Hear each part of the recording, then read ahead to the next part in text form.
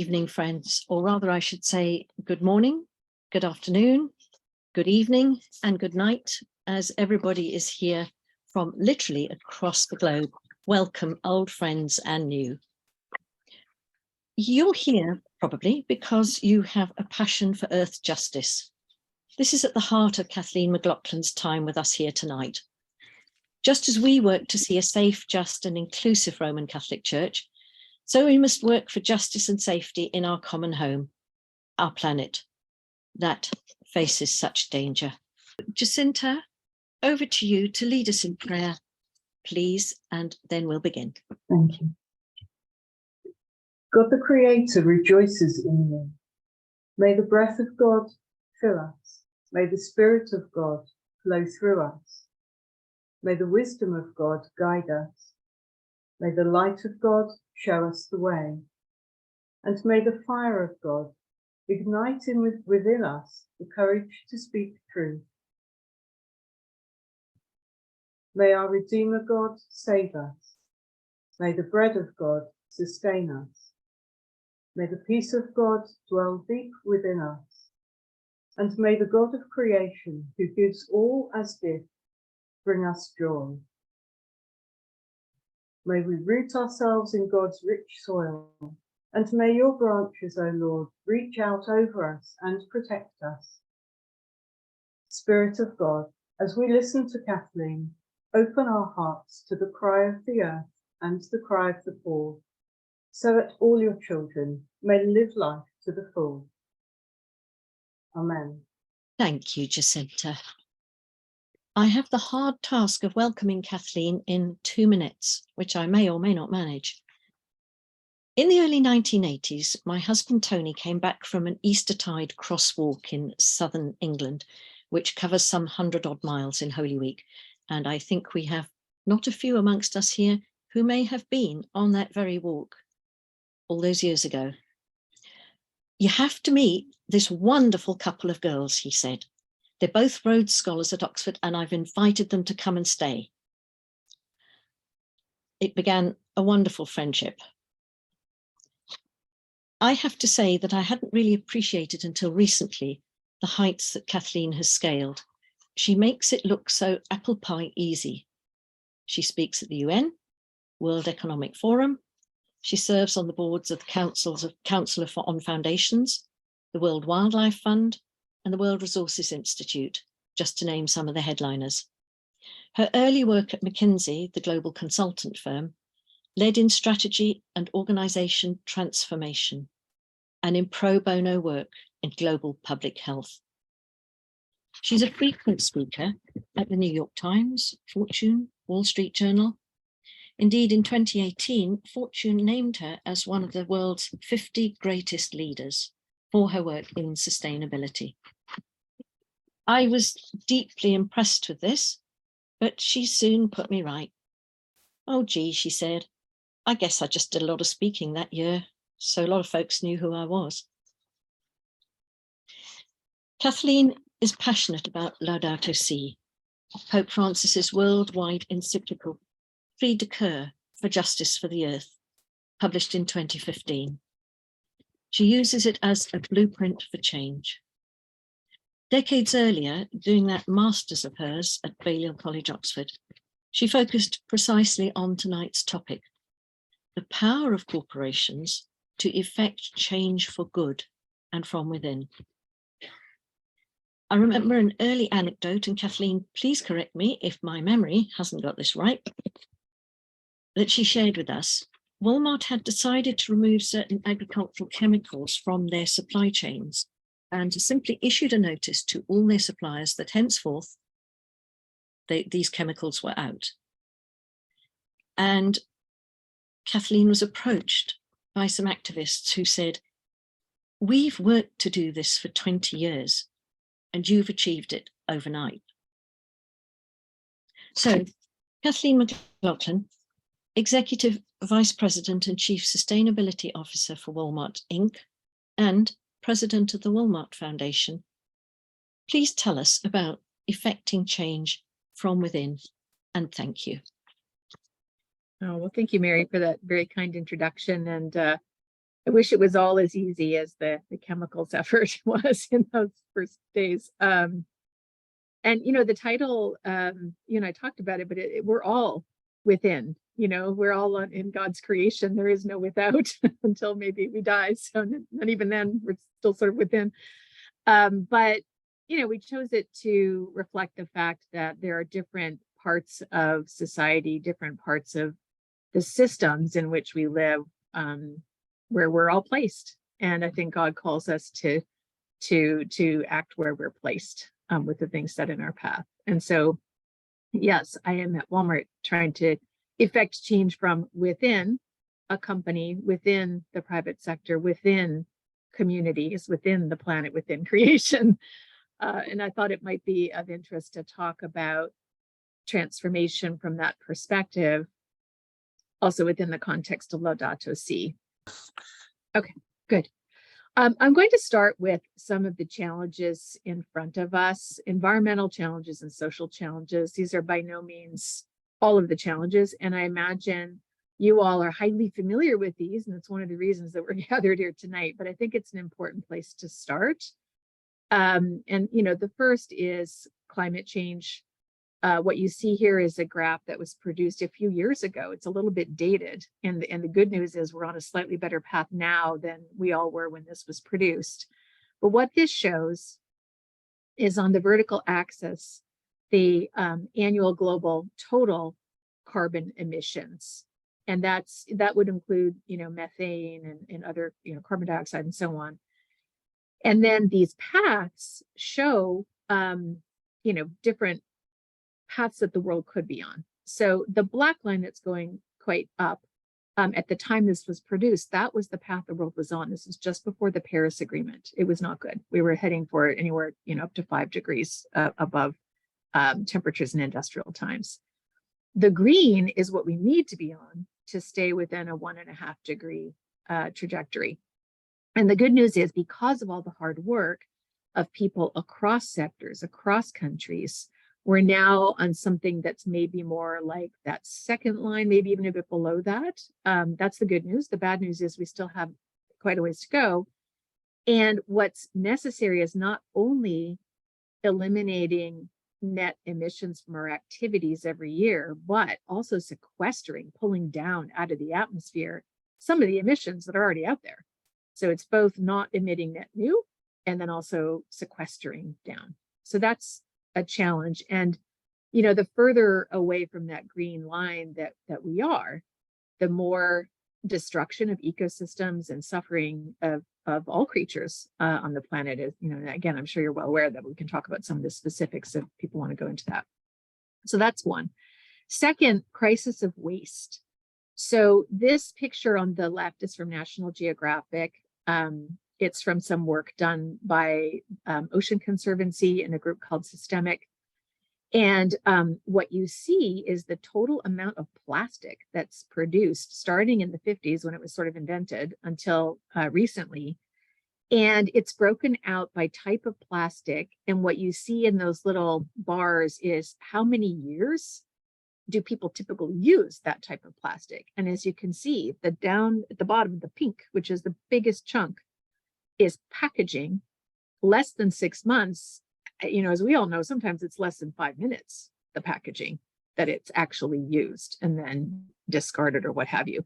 So this is, a significant issue. It doesn't go away. We now know it's leaching into water systems and affecting, even human health and health of animals in general. So lots of issues around plastic. And yet, as a material, it has some important benefits for food safety,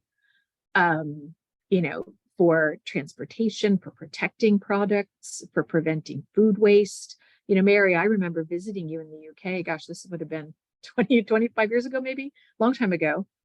And being amazed walking into the produce section, seeing everything in plastic, because at that time, that wasn't the case in the United States. It was very much a British phenomenon. And pretty much any supermarket, the green beans were in a plastic wrapped tray. And, I was amazed. And the reason that UK grocers went down that path was to prevent food waste, which people were really worried about. And they said, well, gosh, if we wrap it in plastic, we extend the shelf life. So good intention, But of course, then, it's led to this unintended consequence of a lot more plastic waste. Now in the United States, since then, grocers in the US have adopted that as well. So that's a problem. Nature. So this has become much more understood in the last 4 or 5 years, I think in large part thanks to the folks at World Wildlife. There's a study that World Wildlife does every year or so called the Living Planet Report, where they track the number of animals. They literally count animals across a range of species around the world. So they sample the same type of populations year over year and see what's happened to the total population. And you can see that between 1970 and when this was done, this was 2018, it was a 60% decline in animal population. The more recent ones that they've updated, it's more like 68%, almost 70%, which means, if that's true across the broad range of species, it puts us into the 6th mass extinction event known on the planet, and this one's caused by people. And so recently there was a Convention of the Parties from the UN, the COP as it's known, in Montreal about nature, very similar to what's been going on, with Paris and other venues for climate. This is just on nature. And at that meeting, which was just held last fall, people were hoping it would be the Paris Agreement of Nature, where the global community could come together and say, what's a target that we need to aim for to restore nature? And they did, more or less, at least directionally. So people agreed that as a world, we need to conserve at least 30% of the world's land mass and oceans by 2030. And that's going to mean no further destruction of critical habitat and actually restoration of other landscapes. And we'll come back to that. So, there was agreement about that. The agreement didn't have a lot of teeth to it, and there are a lot of specifics to be worked out about, okay, how's that going to happen? But at least there's something as a vision, which goes toward what we need to do.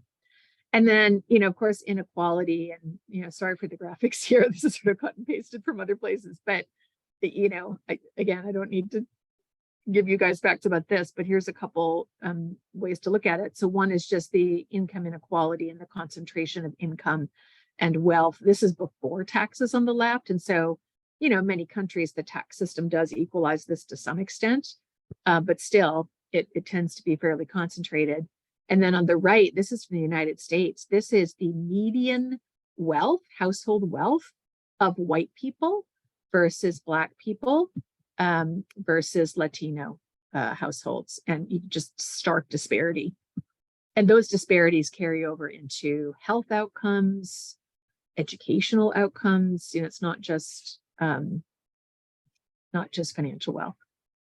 So as I said, those are 4 challenges. There are a lot of good things in the world too, and there are a lot of other challenges, but those are the big ones that, at least if you were to talk to people in business today about the critical societal issues that we need to attend to through business, and not just aim to avoid doing harm, but be part of solutions, these would be the big ones: climate, nature, waste, people.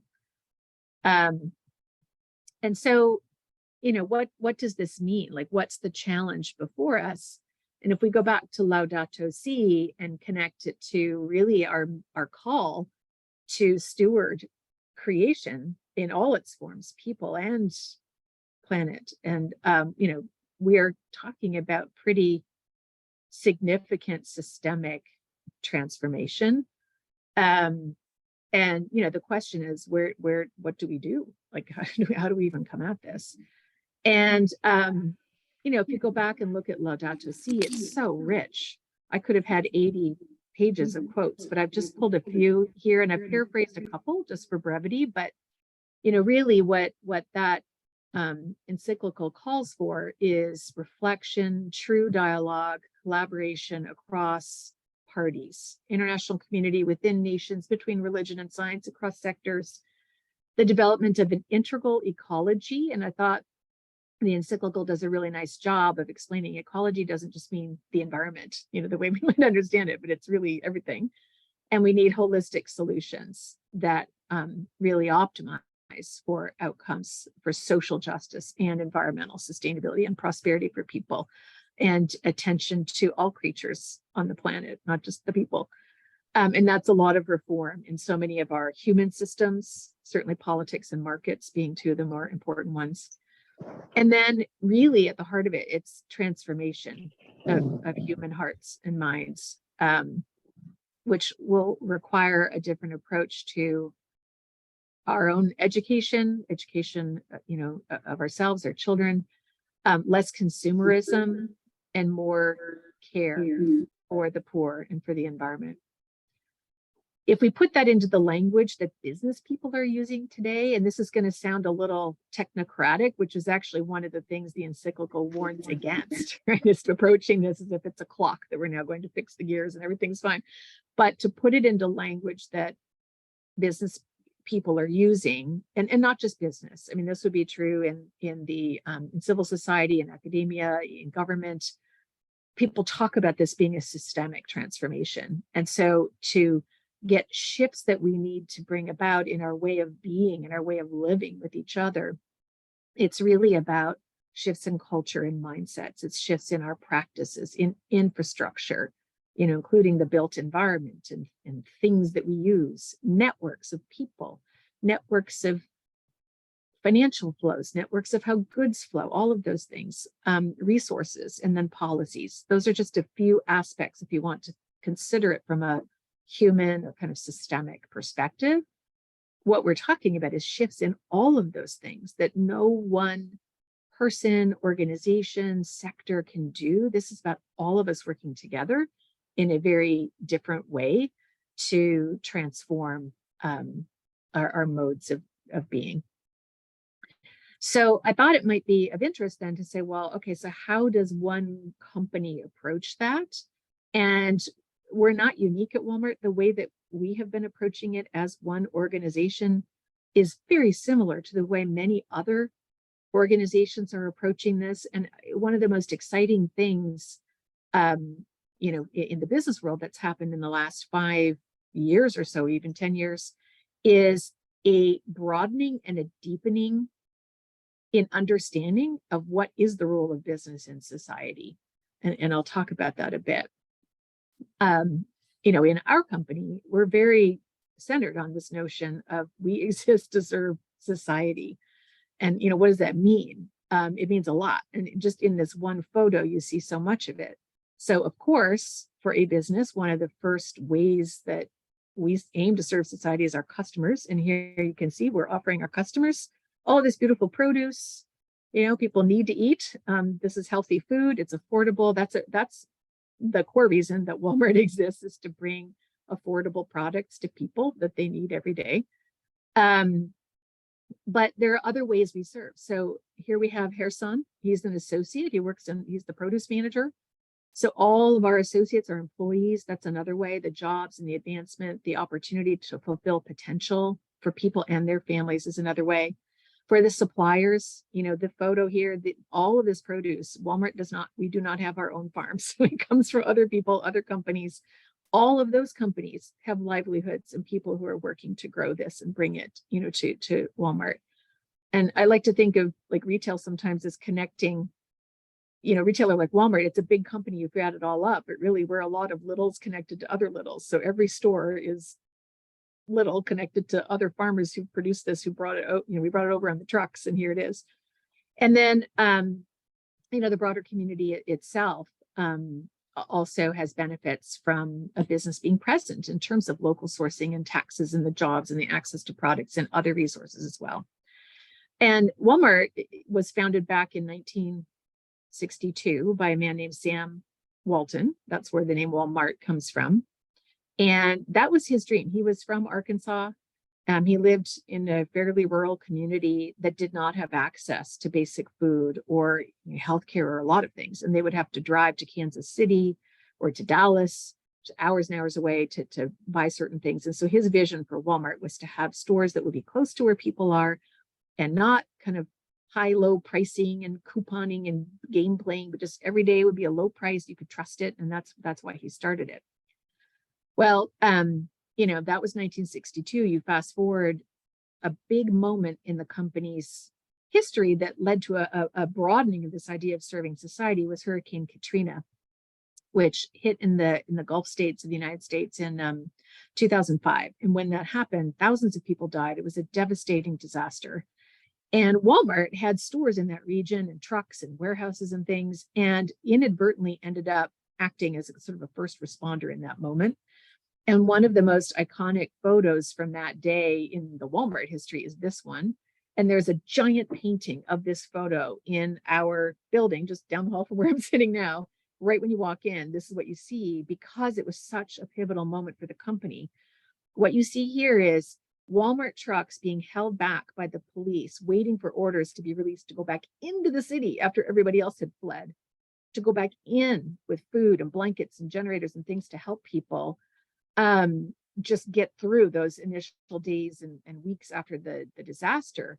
And it was a moment where the company realized, okay, we serve communities, not just the ways we've always thought about it, but even more than that. Like, what are the assets we have that if we put them to use in a different way could make an even bigger difference? And that leads to all kinds of creative thinking and ideas and just a different way of thinking about why you exist. And that was a very, I want to say, traumatic moment for people that work here. I wasn't here then. I was elsewhere in 2005. But when I talked to people who are here, who were there then, you know, they knew people who died. They knew people who came to the rescue. And it was a moment that kind of got everyone's attention and shifted the way Walmart started to think of itself. So I'm going to come back to some more examples. But, you know, if you go back to that photo I was sharing and what's the proposition for society, one of the big debates recently has been, well, what is the role of business? Or business just makes money for shareholders and you make rich people richer? You know, going back to that, is that what you do, or what do you do? And that shift in awareness among business about what does it mean to serve society has also included a shift in understanding, or a deepening in understanding of, you can't have long-term financial success as a company unless you are doing a good job serving these stakeholders, including the planet, especially for a business like Walmart. We sell paper products. We sell fruits and vegetables. We sell beef. We serve communities who live in areas adjacent to critical ecosystems. If the planet isn't healthy, it seems kind of obvious to even say this, obviously the planet isn't healthy, we don't have a business. And so the issue right now is that time frame between, you know, when do you start creating value or recognizing the role in regenerating and serving these constituents, and that translating into value? In the long term, these things converge. Many of the challenges in business today are about the short term, and too much of a short-term focus and too many quarters, where people can have earnings for a quarter by cutting corners in any of these areas. And that's what people are trying to work through in the business community now. So one of the things that we've been reflecting on at Walmart in the last 5 years is sustainability versus regeneration. So back in 2005, when Hurricane Katrina happened, I mentioned that this was a real moment for the company. About a month after that disaster, the CEO at the time put on suit and tie, which is not normal at Walmart, and went into the auditorium and gave a big speech about sustainability and how the company needed to shift what we were doing. And in the same way we supported communities in the wake of Hurricane Katrina, we needed to change our operating practices and our sourcing and everything else to become sustainable. And if you think back to 2005, people weren't using that word commonly. It was sort of around that time that it started to come to the fore, and he used it. And you know, Doug McLaughlin likes to tell a story. He's the current CEO, about how he was called into a meeting by Lee to talk about sustainability, and he thought he meant, like, he brought his profit and loss statement. He thought he meant financial sustainability. Nobody knew what that meant. So the company embarked on a whole series of initiatives and commitments around environmental and social sustainability in 2005. But a few years ago, after I came here, we started talking about, what does it mean today? And we said, you know what, sustainability implies we're going to do less harm. You know, we're going to limit our footprint. We're going to keep things sustained.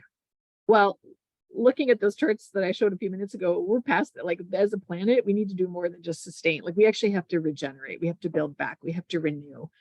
And this notion of regeneration that many people have begun exploring and talking about. And here, these ideas on this page are from John Fullerton. He's just one proponent of this. Many people have been reflecting on this. As we read about it and went deeper, we said, well, that's really what we need to be doing beyond sustainability, like regeneration, and what would that mean? And so these characteristics here of a regenerative approach, these are things that we're taking in and saying, well, what would that mean? Like, how would we change our products and services? How would we change the way we hire and develop our people? How would we change our physical infrastructure? How would we change the sourcing of items and relationships with suppliers? And that's the real work that we've got underway now across the company.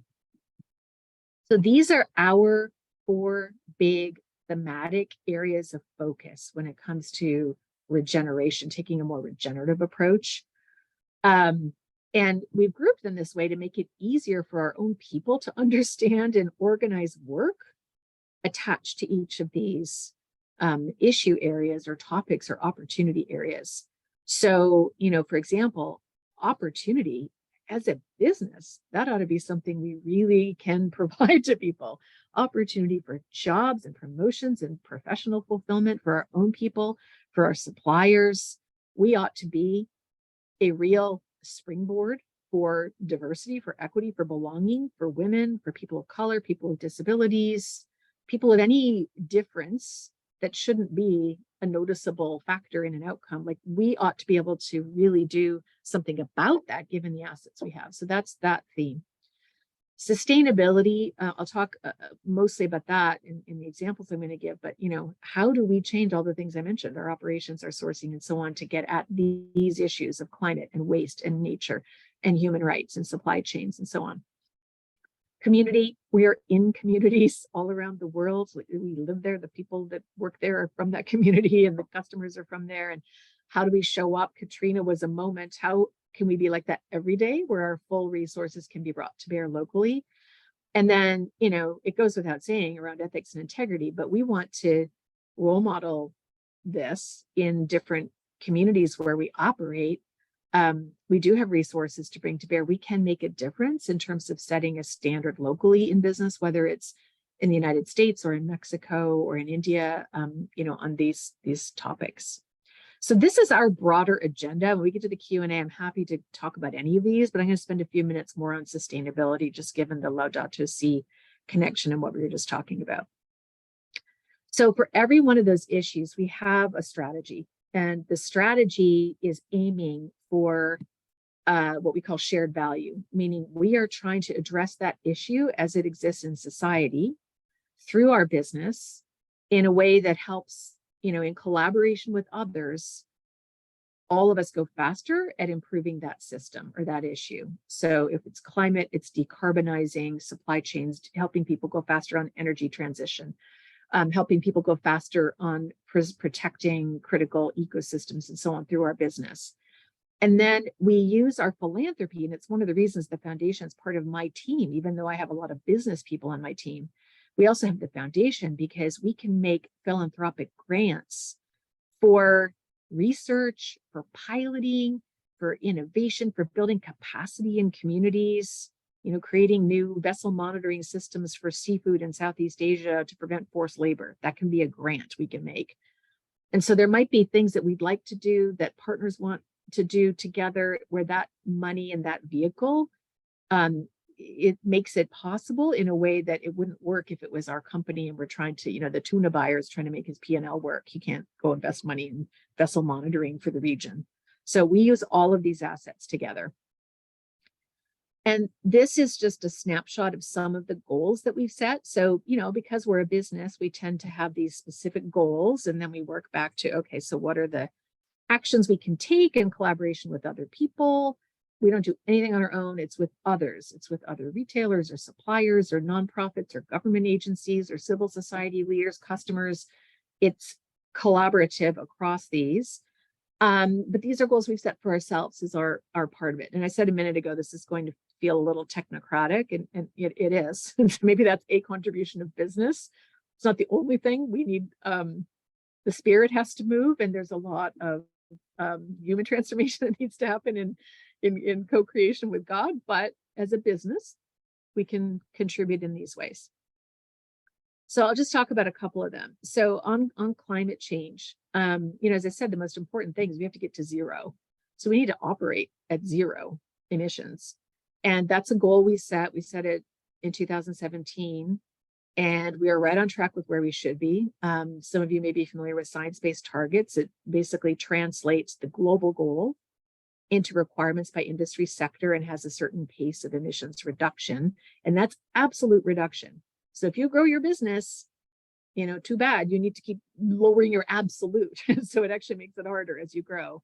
But, knock on wood, to date, we're where we should be. And it's energy efficiency, it's renewable energy build out on our own sites with solar, with big projects we do offsite. It's refrigeration conversions. It's transforming our fleet.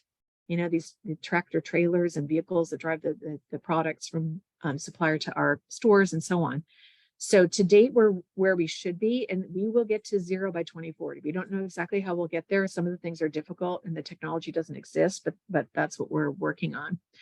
And one of the big shifts in business has been to recognize this isn't a compliance exercise. Again, it's not, oh, let's do less harm, let's get to zero. We're looking at this of, okay, how can we use this to create jobs in communities? How could we use this to build out EV charging network and accelerate a transition to EV vehicles amongst our customer households? How could we use our property to generate energy that then local customers could buy at a discount? So it's a regenerative approach to something that 10 years ago might have been a compliance exercise. Similarly with our suppliers, then that's really where most emissions lie. It's in the supply chain. It's creating the products. It's people consuming the products. If I have the shirt that I'm wearing, every time I wash it in hot water, I am adding to the carbon footprint of this shirt. And then how did it get made in the first place? The factory that spun the textile and the cotton where it was grown, all of those things.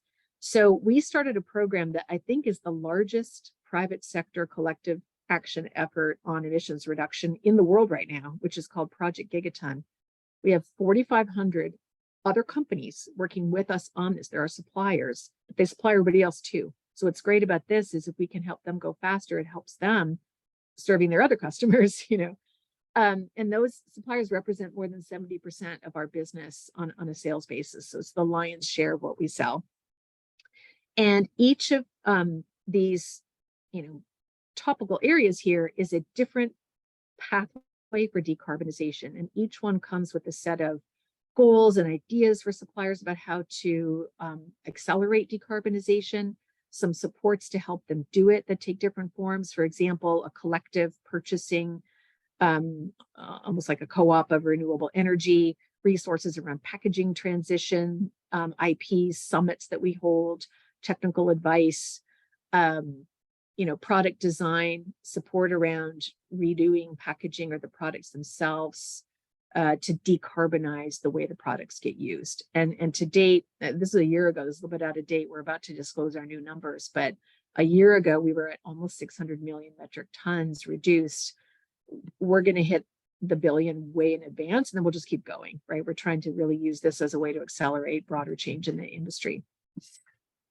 Another example is around nature and, how do you come at that?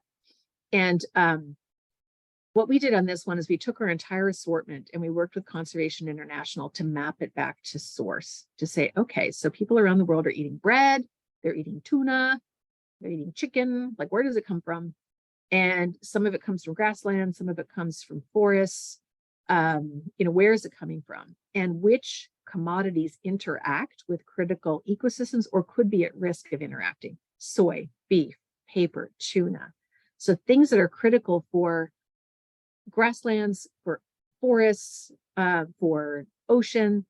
And then based on that, said, okay, those are our priorities. What needs to happen in terms of conservation, restoration, and better management of production of those commodities to restore and regenerate the critical landscapes to achieve the 30 by 30 and do our part in that? And then to the extent there is land that's agricultural, what are the practices for soil health, for biodiversity, for pollinator health? for preventing nutrient runoff into waterways, all those kind of things. And we identified key performance indicators by category. And we've asked our suppliers to then work and report on those through the Gigaton platform. And a year ago, we had 520 suppliers doing that out of those 4,000. This year, we have even more, and we'll disclose that soon, as a way to get incremental, in-depth, broad-scale improvement in interactions with nature for food production. And then on top of that, that's the fostering the more sustainable production. So working with suppliers on those specifics. But then we also are working with NGOs and governments on what we're calling place-based projects. And the example here you see the photo is tuna. So for example, we have a project with the Republic of Marshall Islands and with Nature Conservancy to create their own tuna fishery in the Marshall Islands, where the fishing and the packaging and packing happen locally. And the proceeds from that go to the Marshallese people, and the government's earmarking a portion of that to restore the coastal waterway. And the standard around labor and around environmental impact and so on is at least at the level of Marine Stewardship Council or higher. And some of the concerns in the tuna industry around forced labor and transshipment and so on, those are just gone when you take that approach. So that's one example. So if you think of every commodity, we have now 10 different commodities where we're doing work like that back at source. Some of it's right in the US, we have rice project down the road in Arkansas, very similar kind of thing. It's in different source regions to try to get environmental and social and economic benefits working simultaneously by rewiring the way those things happen. We also do direct conservation. We have about 2 million acres that we have conserved directly in the United States as an offset for our operational footprint, which is a tiny fraction of that, but we started the program and we just kept going.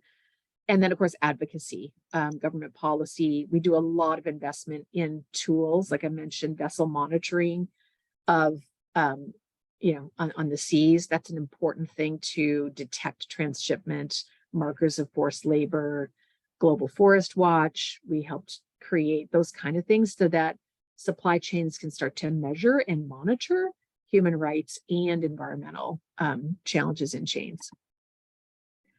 In the interest of time, I think I'm going to skip over these. We can just get into the discussion. I'm happy to come back to them. And just briefly, smallholders around the world are just so many people, millions of people around the world get their livelihoods through their local farms. And a question that the government of India, the government of Mexico, Central American countries have asked is, can we increase their prosperity while still supporting them in that lifestyle if that's what they want to continue doing? So the idea isn't let's have business come in and roll up smallholder farms and we'll have a big, huge industrial farm. It's quite the opposite. It's how do we connect smallholders, help them have stronger livelihoods, and then get a fair price for their produce into a market, get better access to tools and sustainability practices, elevate the role of women and so on. That's a big thing for us that we're pursuing through our business, through sourcing, but then also through philanthropy. And I'm going to India in a couple of weeks just to check in on this program. We finished one wave, we're about to start another, and it's pretty exciting. And then similarly, one of the things we prioritize is taking on some of the more egregious risks to human rights and supply chains in collaboration with others. Again, this is obviously, it's not Walmart on our own, it's working with other people, but to work together to say, well, how could we eradicate forced labor? How could we make responsible recruitment the norm in Southeast Asia, improve labor conditions in the North American produce corridor? And so these are some of the strategies that we're using to get at that, again, bringing different tools to bear through our business, through sourcing, through suppliers, through our philanthropy, through government agreements, and so on. So I'm going to pause there and just open it up for questions. I'm happy to talk about results against any of those goals or go deeper on some of the examples or some of the challenges or anything that's on people's mind. Thanks. I think that's over to me to ask you some questions from the chat, Kathleen. Thank you so much. There are a lot of questions, yeah, unsurprisingly, observation and links. And so we will do our best to save the chat, as it were, to anonymize it, obviously, and to share it with you all via our website. So, and if we don't get to your question, please forgive us. We will do our best to bring them also to the chat cafe, which is coming up and will be promoted in a moment or two. There's a question, Kathleen, and it's an interesting one, as they all are, and it's from John. We have bishops and clergy who just don't get it about climate, about the climate crisis. How do we change their minds? Yeah. You know, it's a good question. There's so much misinformation out there now too. I think in a lot of quarters you're getting people resisting, or I don't know if it's not wanting to believe the facts, or so there are resources to the extent that logical persuasion is an effective, strategy, which is not always useful depending on the audience, but World Wildlife Fund, World Resources Institute, Environmental Defense Fund. Probably the best one would be the Intergovernmental Panel on Climate Change, the IPCC, has really accessible, good reports that I think pretty well articulate. And just recently, they've done a series that articulate what's the latest on the science, what are the projections on the impact it will have on human beings and suffering, whether it's, forced migration, what will happen as people struggle with intense storms, and yeah, that looks like in the chat people are putting some things in. So there is a lot of material there. What's unfortunate is some of this is getting politicized, and it gets sort of attached to, oh well, just those are progressive people who are worried about that, and if we agree with that, people will be giving a victory to that side, and that's tougher to deal with. I don't have a good answer for that. Thanks very much. That was very helpful. There is another variant. They're all great questions, and you have not wasted your time if you've posed one that's not being asked, because we are going to revisit them. And there's a question here about economic growth, specifically, Kathleen, and it's this: the model of continued economic growth is not consistent with a sustainable future. And there are some other questions that slightly related to that. How does Walmart envisage implementation of a circular economy? And are there any plans to withdraw from weapons sales? Yeah, well, I'll start with the weapons first. Yeah. So there was a time when Walmart sold a number of different type of weapons because customers would go out to the shooting range and do, they thought that's a pastime for some people.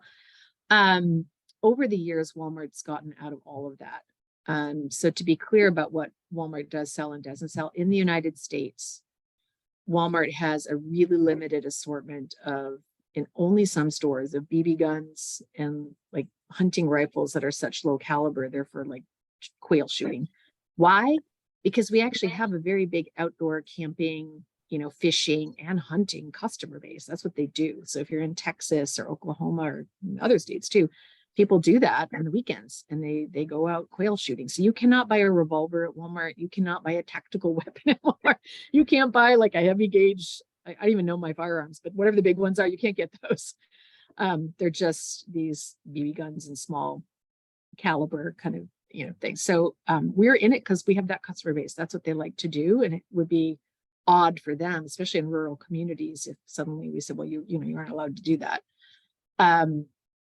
The safety protocols that are in place to buy one of those are so strong that we have partnerships like with Every Town or these sort of other groups that are sort of anti-gun violence groups work with us closely. They've asked us to stay in the business because of the way that we have strong background checks, cameras observing the procedure, all the safety mechanisms we have. We become a role model for anybody else selling. And to the extent that there is legislation putting in place regulations around that, people are looking to us as a model of how it should be done in that way. So, I hope that answers that question. In terms of the growth question, that's really the issue, is that we can't keep extracting resources. This is a finite planet. So obviously, if you run the tape forward and you're just extracting, you're going to run out at some point. And so the question is, to the extent that, okay, people do need to eat, there's a basic level of, people wear clothes and things like that. How do you make the production of that food and the production of the items how can you do that in a way that regenerates and replenishes the natural resources?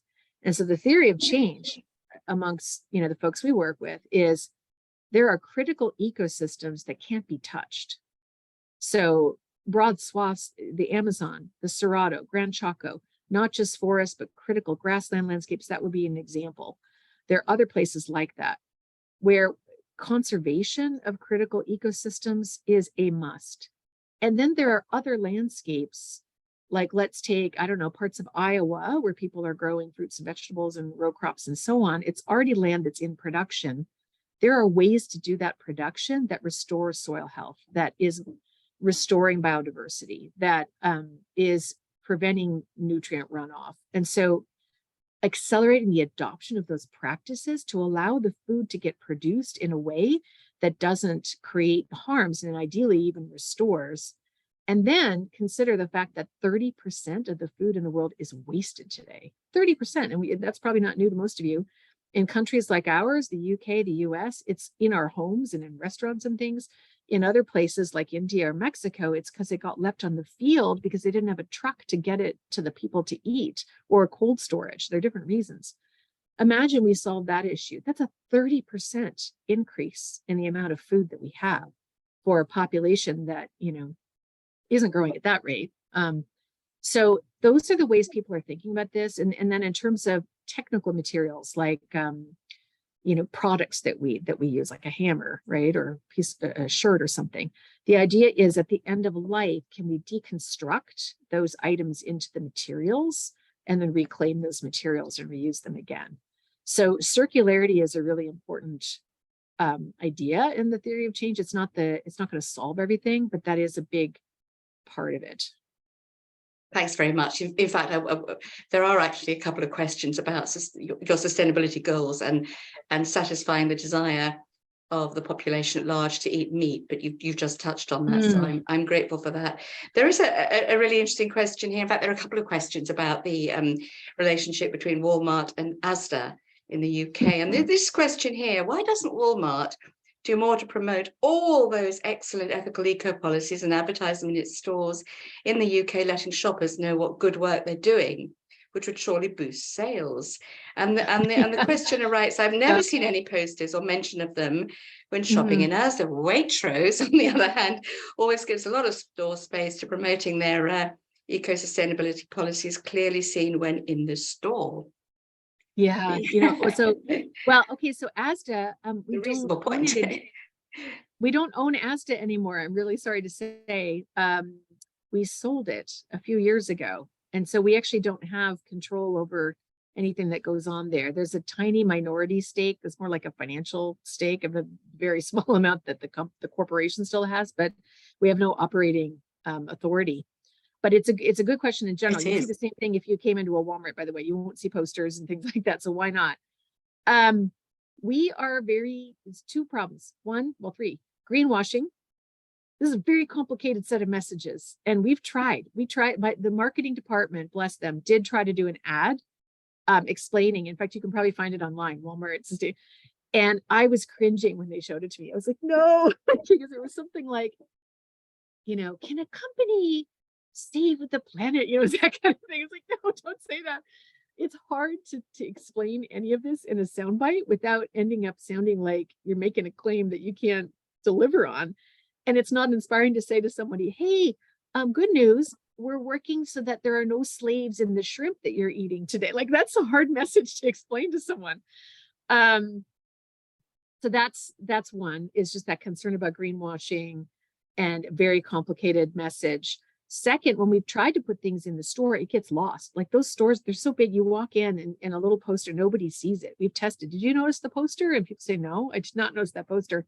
So we're thinking more like the packaging and, being able to scan a QR code and get information behind that. It allows you to tell a more complex story. So that's more, a direction that we'll head. And the third thing, and this is a little distressing, half the people care about this and half the people don't.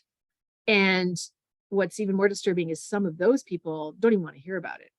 They're more like, I do not want you talking about this, Walmart. I came here to get my bananas and I don't want to hear your views or what you're doing on climate change.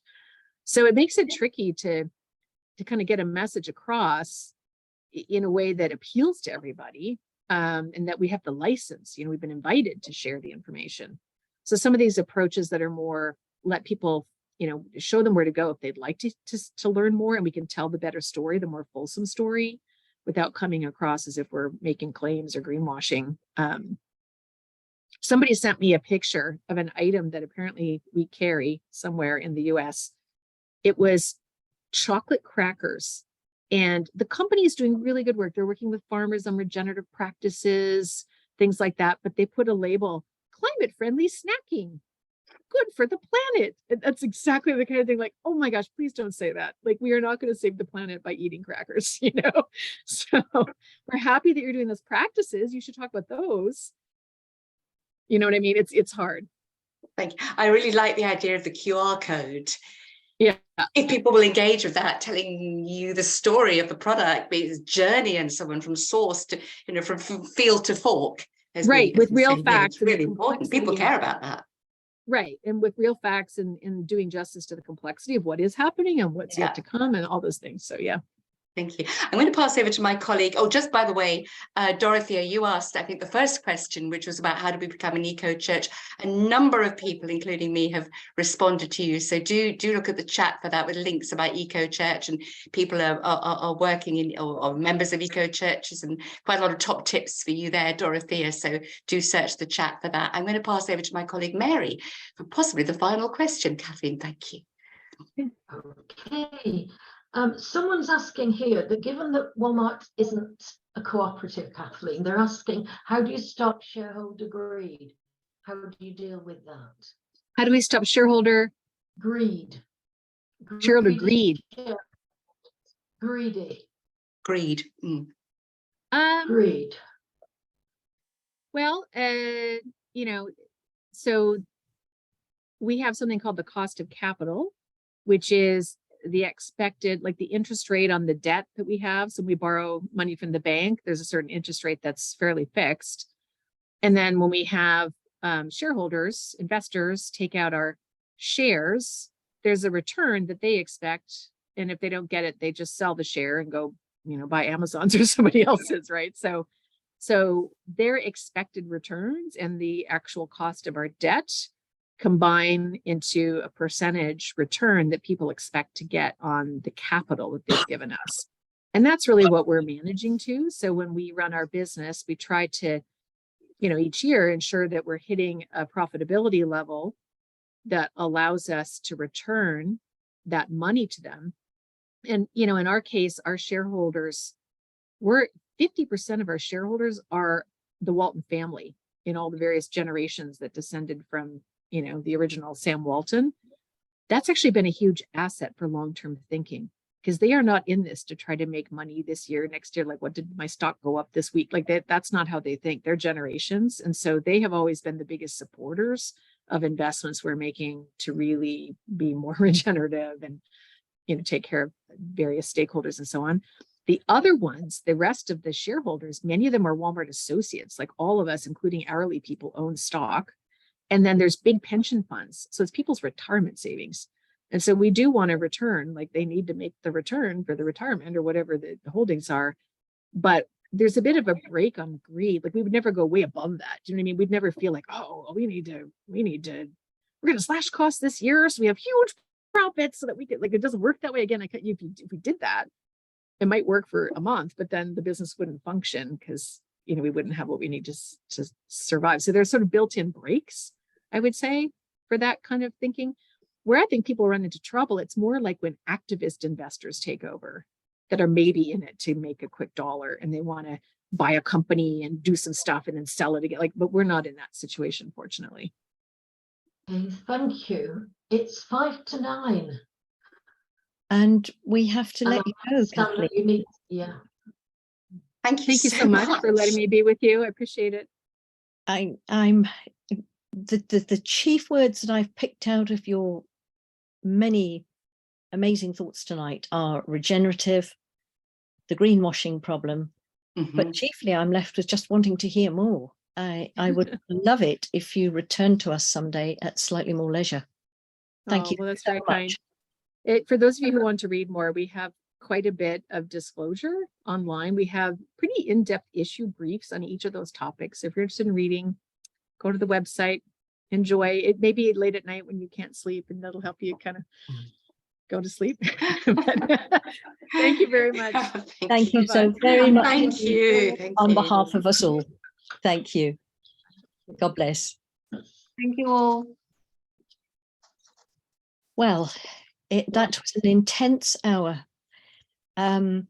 So I'm hastily turning to my running order, and we have Mary V. Just because many people here may be quite new to Root and Branch, would you like to give us a little rundown of what Root and Branch does, and Kevin also Root and Branch DIY? So first to you, Mary Varley, and then to Kevin. Well, honestly, that was fantastic. Okay, switch. Root and Branch is an international forum. It started with 3 women way back in 2021, but it doesn't end there. And actually, our mission is to get a Catholic Church which is safe, which is just, and which is inclusive, where everyone is welcome. We held our lay-led synod in September 21. We were actually quite pleased that the Pope caught on to our idea, because we were planning it before he was. But we had this synod, we had an amazing array of speakers. And if you've not looked on our website, do have a look, because you can hear the recordings of some amazing people from all over the world. So following September 21, I would say that our community has really grown. It's developed in size and it's developed in range. And we've now got regularly 1,600 people on our mailing list. And we are truly international, as some of you may have heard from the beginning, people saying hi from Papua New Guinea, hi from Australia, USA, etc. One of the most striking things for me about Root and Branch is our root and branches, and they come from all over the world, all walks of life. And I've really lost count of the times that people write or say things like, well, I thought I was on my own, but I've discovered so many people who share my hopes and my ideas for the future. And in truth, our root and branches are root and branch. They sustain us, they water us, and they nurture our vision of reform. So since 2021, I would say there are 3 initiatives that I want to mention, 2 of those briefly. The first is what we call Stolen Lives, and Stolen Lives is at the heart of everything that we do. And we were privileged and honoured that a small group of survivors of sexual violence within the church wanted to work with us. They wanted to work with us to break silence and the fear about the devastating consequences for individuals, for families, for the church of clerical abuse. So we've set out, we've done 6 talks so far, and we've also produced a learning resource, which I hope that many of you might want to go and look at. It's called Stolen Lives, telling the stories that must be told. And the learning resource is based on real life stories from survivors. We're about to publish something else new, and that's going to be about, so you want to do something about sexual violence and other forms of violence in the church, what can you do? And we hope to give you 1 or 2 pointers in that respect.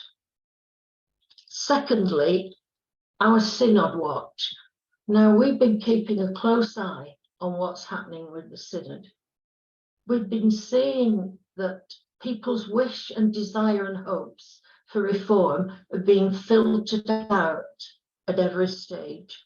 And we've undertaken some research that shows you how this has happened in England and Wales. So again, do go and see our website and look at Synod Watch. Our third initiative is not for me to tell you about, it's for Kevin to explain. So Kevin, over to you. Okay, thank you, Mary. Can we have the slide up, please, Peter?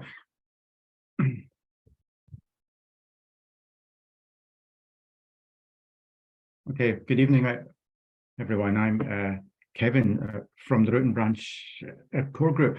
I just want to say a few words about the what we call small DIY groups, DIY, do it yourself. I think probably almost everybody on this at this meeting right this evening wants our church to change. We're all crying out for this Roman Catholic Church institutional change. But let's be honest, do we really see any change happening? I think we know the answer to that. Not much is really changing. It can be a very frustrating experience after all our efforts and work at institutional change just doesn't happen. But we can empower ourselves to make that change. And I find personally, and I would like to encourage everybody right to do the same, is to come together in small groups. This is something you won't get from a larger church community. You just don't have the opportunity to talk to each other in the way that you can in a small group. So in some way, a small group, it's a new way of a Christian gathering, a new way of being a community. And certainly the group that I'm a part of, right, we call ourselves Root and Branch DIY at Portsmouth. It is very life-giving. I come away from our group after talking about life, faith, institutional reform and social action and so on. Every time I leave that meeting, I feel very much alive and filled with hope.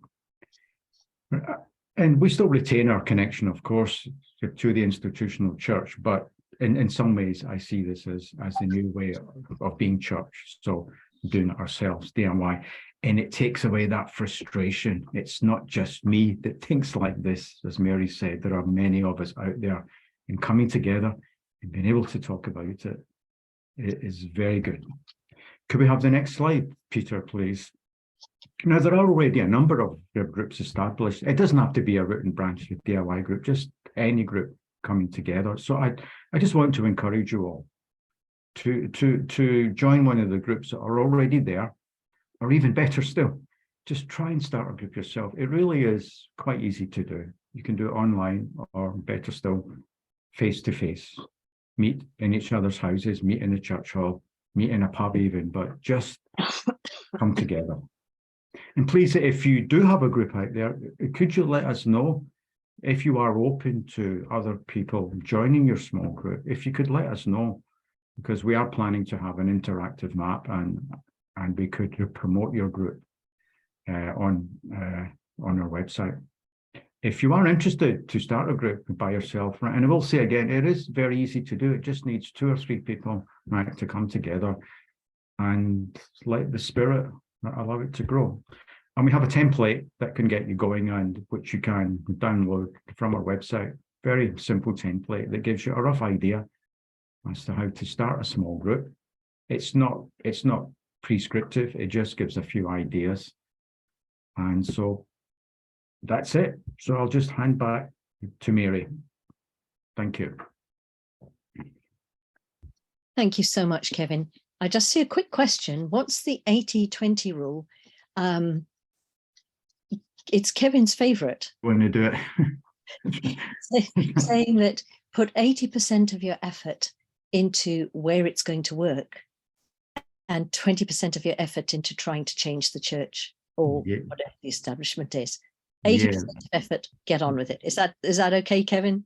Yeah, that's it. You know, as I said before, putting 100% of your effort into trying to change this institution, I think it's quite safe to say it's going to end in tears, isn't it? But we still have to dialogue. We still have to try to change. So put 20% of your effort there, but put the 80% into doing things that you have control over, you're in control of, like the small group. So that's our 80%, and I guarantee in 80% you don't feel frustrated.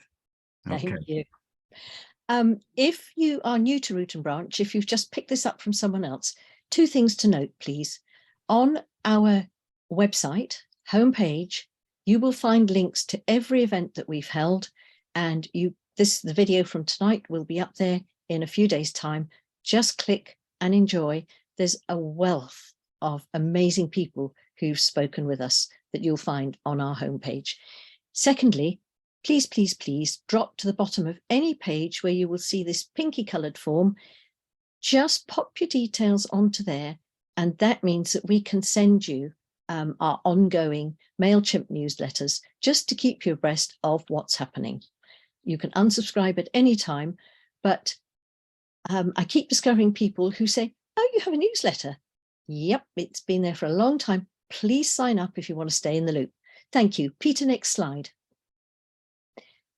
If you felt that tonight was frustrating in that we could have gone on talking for a whole lot longer, may I offer my sincere thanks to Martin Davis, Eileen Head, Peter and Catherine Stott, and our own Rhiannon Parry-Thompson, who are prepared to provide a bit of a panel to guide us through a chat cafe on this very topic, effecting change from within. This will be next week on Wednesday night, 1st of March, 2000 London time. Please do pop along to the homepage of rootandbranchsynod.org and get yourself booked in, because it promises to be a much more relaxed way of asking questions. We won't be under such pressure, but we will have, I'm quite sure, amongst us, as well as in our panel, a number of remarkably glued up people. So something to look forward to next week. Thank you so much. And then the following week, International Women's Day, Wednesday, 8th of March, a couple of speakers, Mary Jo McElroy and Catherine Salmon, have both proved incredibly popular in the past, and they would like to do a quick outline of women's struggle across the centuries and how we found our voice. So another one for you to look forward to. If you sign up to the newsletter, you'll get all the details. And finally, the most exciting development in Root and Branch, I'm going to hand you over to Maggie Conway to tell us about Spirit Unbounded. So thank you very much for that introduction, Mary. Yes, this is a quite incredible initiative. And this is our 4th initiative that Root and Branch have led. And this is called, it's Spirit Unbounded. And it's all of 3 weeks old. So we announced our press release on the 30th of January just gone. So this is a very, very, very new initiative. And what it is our vision is to create a global network of Catholic reform and other Christian groups that actively embrace diversity and actively works to include groups marginalized by the hierarchical church. We also welcome support from other faith groups. And we really see this as being a unique moment in history. I was struck by Kathleen when she spoke about, looking to the future and a way forward. And it's about connectedness and making connections. And so this is what Spirit Unbounded proposes to do, to provide a platform where groups with a common purpose, who are already established but maybe working in isolation, they're very often disparate. And the good work that they do very often maybe doesn't have the widest reach that it could. So the Spirit Unbounded platform aims to do that. So what we would like to announce now is we're going to have a question and answer meeting where we will tell you all about Spirit Unbounded, how it started, where the idea grew from, and how we feel it is something that will enable all of us to have much more impact in the work that we're doing, particularly around reform. So, UK time zone, Thursday, the 23rd of March from 2:30 to 4 o'clock, and Wednesday, the 29th of March from 7:30 to 9 o'clock. We will provide 90 minutes of questions and answers where we will give you our ideas, let you know what the plans are, but also very, very importantly, to hear your ideas and how you might like to contribute. Because this Spirit Unbounded platform, although Root and Branch are hosting it, we don't own it. So we very much want it to be dynamic and to have contributions from you all. In addition to the network, we are promoting a hybrid event that is going to take place on Friday the 13th and Saturday the 14th of October in Bristol and Rome and globally. And what this event is primarily focused on is how we move towards a beatitudinal church, a kinder church, perhaps a move away from the dogma and more towards the mystical nature of the church. The event will be called Discipleship of Equals. And as I said, it's a hybrid in-person and virtual event. The virtual component is incredibly important because not everybody will have the time, the resources, or the inclination to come to Rome or Bristol. And by being virtual, we're doing our bit for the planet. So we'll be reducing the carbon footprint, but also economically, it makes it possible for many more people to participate. It will be a lay-led response to the Synod. And as you know, the Synod on Synodality started in October last year and is due to finish in October 2024. But we intend to be in Rome during the period that the bishops are meeting as part of the 16th Ordinary Assembly of the Synod of Bishops. We will have a physical conference in Rome, as I said, and also in Bristol. And we have a professional IT team that are going to manage the global component from Bristol. They're the team that we used for our synod in September 2021. And we know that they are well versed in how to manage this. So it's going to be incredibly exciting. But can't go into all of the detail now. That's why we've set up these 2 Q&A sessions. And we look forward to seeing you there. So before then, please go to our website, check out Spirit Unbounded, see what we've done already. Please contact us with any suggestions you might have at hellospiritunbounded.org. And these are just some of the groups that have already signed up to be companions on the way. And they're growing all the time.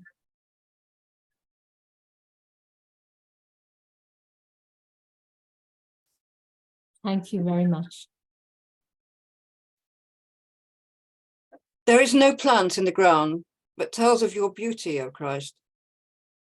There is no life in the sea, but proclaims your goodness. There is no bird on the wing, there is no star in the sky. There is nothing beneath the sun, but is full of your blessing. Lighten my understanding of your presence all around, O Christ. Kindle my will to be caring for creation.